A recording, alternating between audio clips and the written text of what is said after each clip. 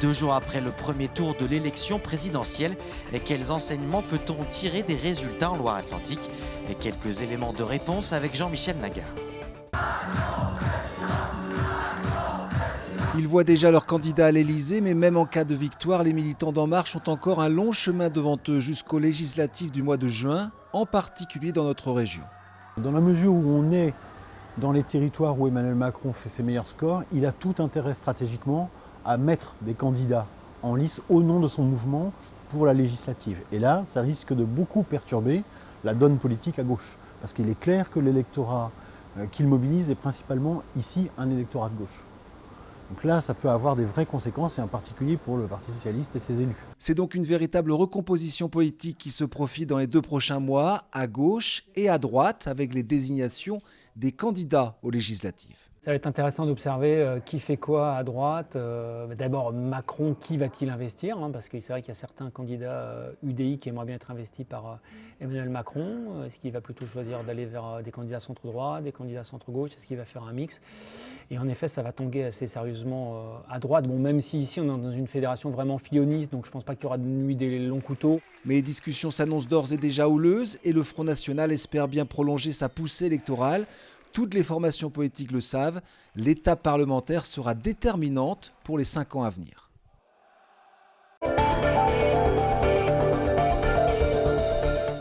La collecte des déchets a repris ce mardi dans l'agglomération. Une décision votée par les éboueurs ce matin en Assemblée générale. Hier, leurs représentants ont été reçus par la maire de Nantes, Johanna Roland. Et des négociations vont débuter ce mercredi pour tenter de trouver une issue au conflit débuté il y a plusieurs semaines sur les conditions de travail des éboueurs.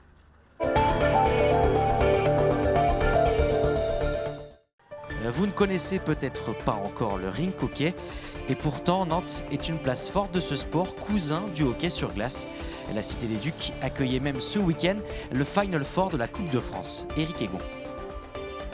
La salle du Croissant était bouillante ce week-end pour le dernier carré de la Coupe de France de rink hockey.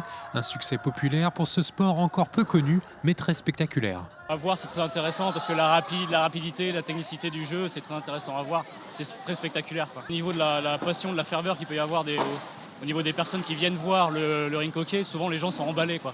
Souvent les gens sont très contents de voir ce sport et quand ils le découvrent, ils ont envie de revenir, quoi. C'est un sport très dynamique, c'est un sport qui c'est très vite, c'est énergie, c'est émotionnant, c'est un grand sport. Le rink hockey compte 5500 licenciés en France, plus 14% sur la dernière année.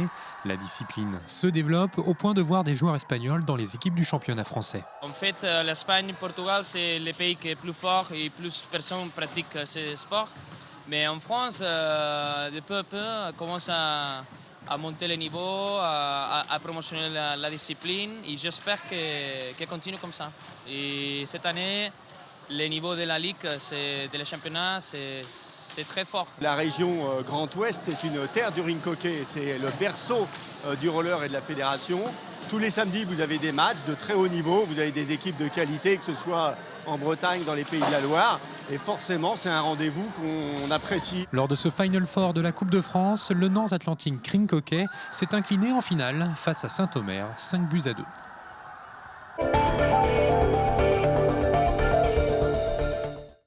C'est presque le match de la dernière chance pour les Hermines. Pour rêver encore des playoffs, les basketteurs nantais doivent s'imposer ce soir sur leur parquet face à Rouen, un adversaire direct pour la qualification. Dans une période difficile, les actuels 12e du championnat vont devoir réaliser une série de victoires pour rester dans le coup.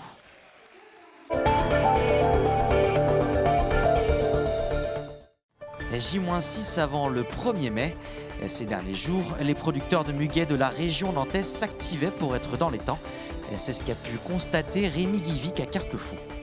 Dans cette entreprise de Carquefou, c'est la dernière ligne droite avant le 1er mai. La récolte touche déjà à sa fin. Le muguet était légèrement en avance de 4-5 jours cette année, mais on va avoir un beau muguet, il est très très long.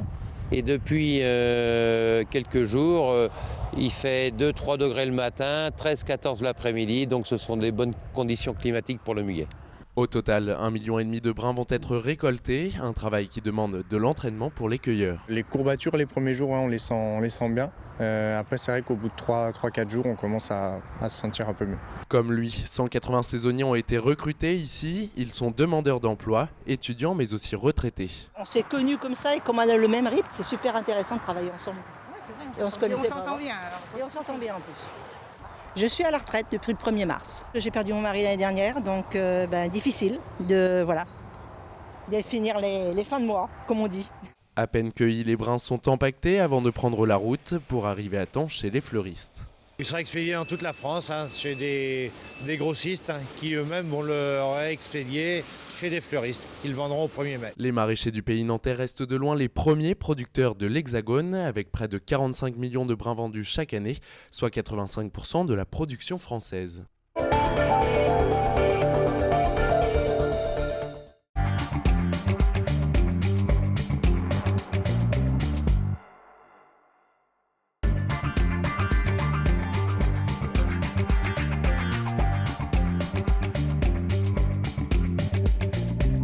Le constat aujourd'hui, c'est qu'on est sur un marché qui est en pleine croissance. Sur les 5 dernières années, on est sur une croissance tant en nombre d'établissements qu'en nombre de salariés de l'ordre de 15%. Donc c'est un marché en croissance. On le voit aussi à travers les entreprises du réseau qui nous déclarent dans une enquête que pour plus de la moitié, sur les 6 derniers mois, elles ont augmenté leur effectif et que ce sera encore le cas sur les 6 prochains mois. C'est une pénurie de main-d'œuvre parce que quand on pose la question à nos adhérents et nos entreprises, ils répondent pour plus de la moitié qu'ils ressentent cette pénurie. Si on parle des Pays de la Loire, on a à peu près 1500 postes à pourvoir sur le marché du numérique. Et donc, on peut rapidement faire un petit calcul en se disant que sur la métropole nantaise, on a à peu près 1 millier de postes à pourvoir aujourd'hui.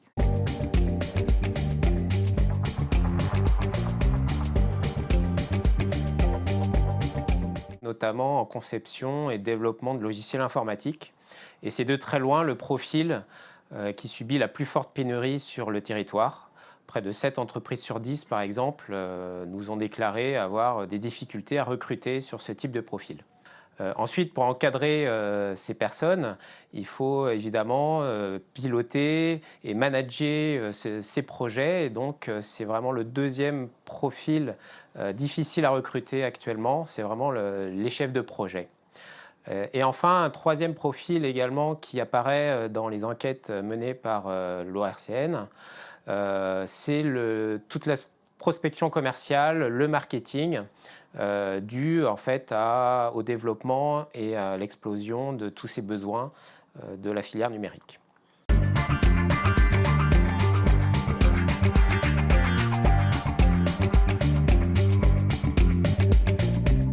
Alors une des solutions les plus naturelles, c'est de donner envie aux personnes de venir rejoindre cette filière numérique dans laquelle il y a énormément de besoins.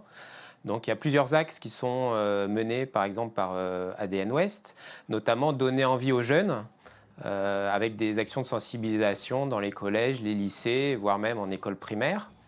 Des actions qui sont menées aussi sur des publics un peu plus diversifiés pour attirer des candidats différents qui viennent par exemple de quartiers difficiles, de personnes en situation de handicap, ou également pour essayer de rééquilibrer un constat qu'on a fait dans la filière qui est le manque de femmes ou la proportion de femmes qui est assez faible.